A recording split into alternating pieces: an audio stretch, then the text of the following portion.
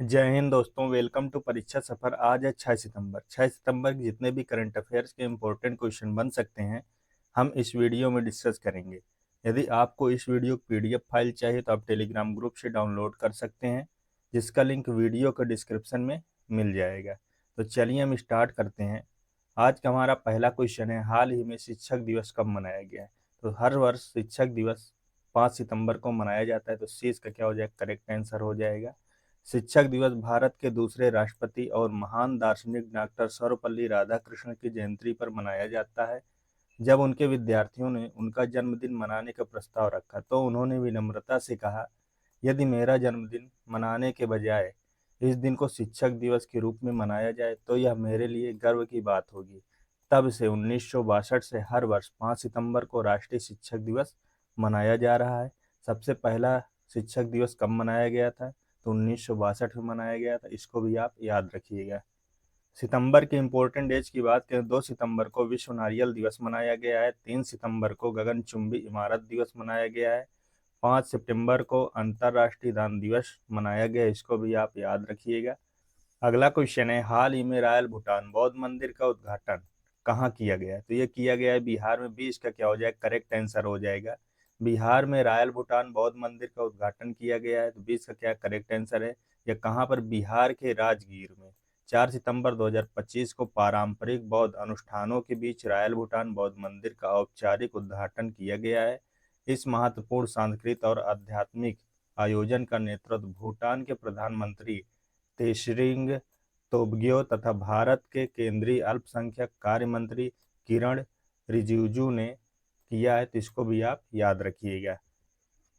अगला क्वेश्चन है, हाल ही में भारत सरकार ने एनपीएस के अंतर्गत किस योजना के नियम अधिसूचित किए हैं?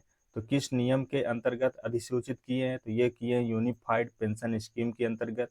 UPS unified pension scheme, NPS के यूनिफाइड पेंशन स्कीम के अंतर्गत अधिसूचित नियम प्रस्तुत किए हैं। तो 20 का क्या हो जाएगा? करेक्ट आंसर हो जाएगा।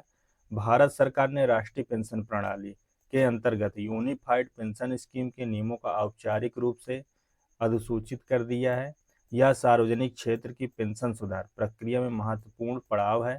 केंद्रीय सिविल सेवा एनपीएस के अंतर्गत यूपीएस के कार्यान्वयन नियम 2025 को 4 सितंबर 2025 को अधिसूचित किया गया। इसको भी आप याद रखिएगा।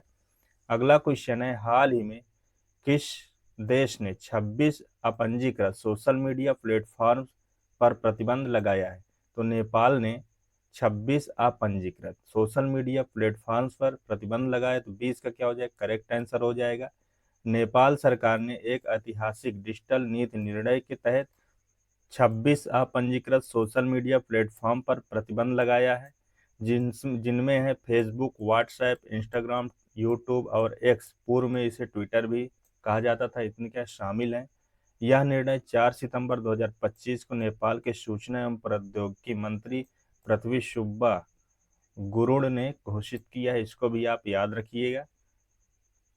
नेपाल में गाथे मंगल उत्सव बड़े धूमधाम से मनाया गया है। नेपाल के मशहूर पर्वतारोही कामी रीता ने 31वीं बार माउंट एवरेस्ट फतह किया है। नेपाल में याला ग्लेशियर को मृत घोषित किया गया है। बिम्स्टेक कृषि मंत्रियों का तीसरा सम्मेलन नेपाल में हुआ है। नेपाल राष्ट्र बैंक का कार्यवाहक गवर्नर डॉक्टर नीलम धुंगाना को नियुक्त किया गया है। भारत और नेपाल के सुप्रीम कोर्ट के बीच न्यायिक सहयोग बढ़ाने के लिए समझौता हुआ है।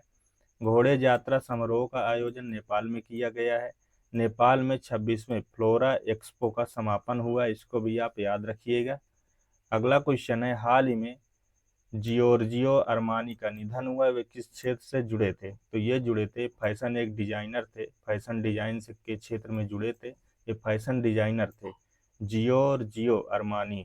अभी इनका क्या है, 91 वर्ष की आयु में निधन हो गया है। तो इसको आप याद रखिएगा। अगला क्वेश्चन है, हाल ही में पीएसए मुंबई टर्मिनल चरण 2 का उद्घाटन किसने किया है? तो नरेंद्र मोदी और लॉरेंस बैंग ने पीएसए मुंबई टर्मिनल चरण 2 का उद्घाटन किए हैं। तो सी इसका क्या हो जाएगा? करेक्ट आंसर हो जाएगा। प्रधानमंत्री नरेंद्र मोदी और सिंगापुर के प्रधानमंत्री लॉरेंस बैंग ने 4 सितंबर 2025 को वर्चुअल माध्यम से JNP Jawaharlal Nehru port authority में PSA Mumbai terminal phase second का संयुक्त उद्घाटन किया है।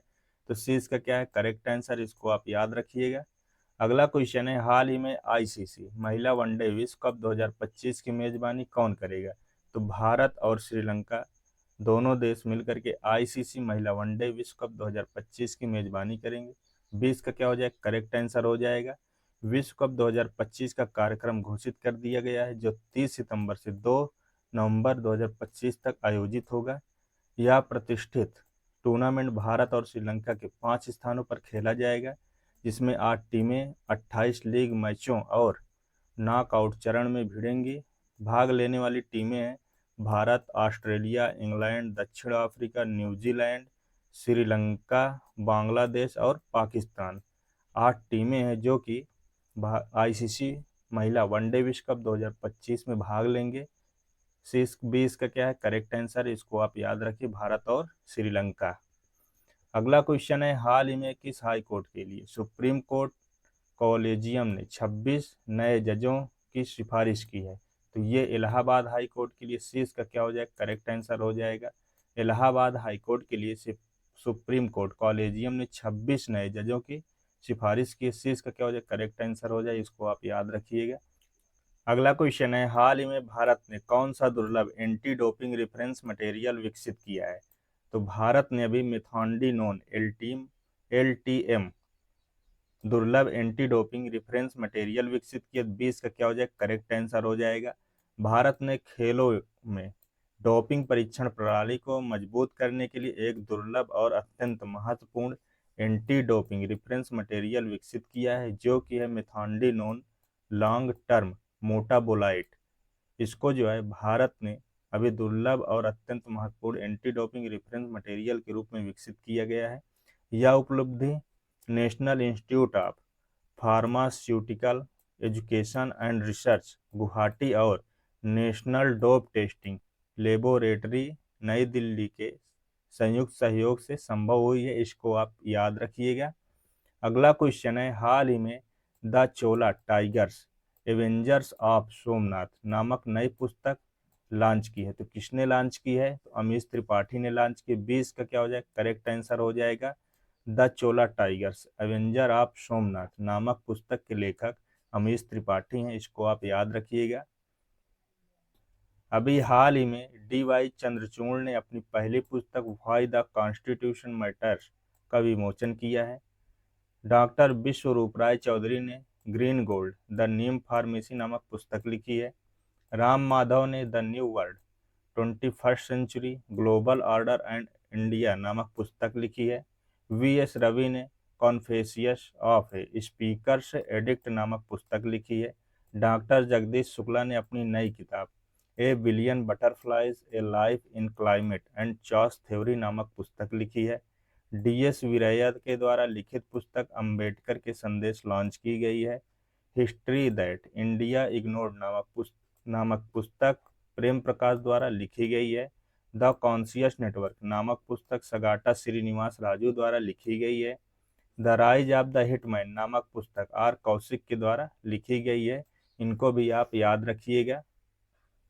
अगला क्वेश्चन है, हाल ही में उद्योग और आंतरिक व्यापार संवर्धन विभाग ने किस बैंक के साथ स्टार्टअप्स को बढ़ावा देने हेतु समझौता किया है? तो ये आईसीआईसीआई बैंक के साथ उद्योग और आंतरिक व्यापार संवर्धन विभाग ने स्टार्टअप्स को बढ़ावा देने के लिए समझौता किया। इसका क्या हो जाएगा करेक्ट आंसर हो जाएगा।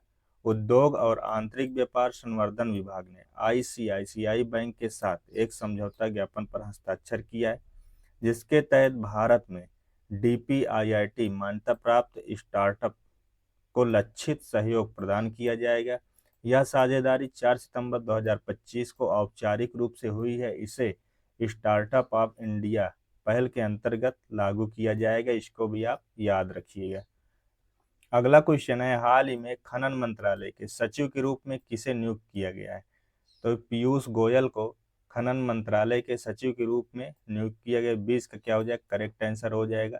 श्री पीयूष गोयल नागालैंड कैडर के 1994 बैच के आईएएस अधिकारी हैं। इन्होंने अभी 4 सितंबर 2025 को आधिकारिक रूप से खनन मंत्रालय के सचिव का पदभार संभाला है।